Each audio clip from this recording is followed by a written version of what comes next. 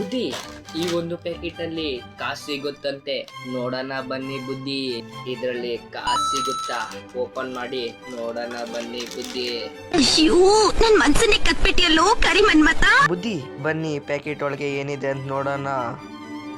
Packet ಒಳಗೆ ಏನೈತೆ ನೋಡೋಣ ಬನ್ನಿ ಬುದ್ಧಿ.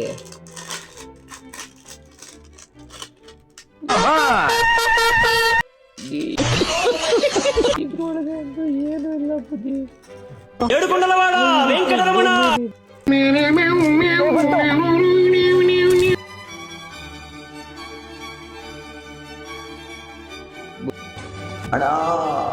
ತರ ಬುದ್ಧಿ ನಮ್ಗೆ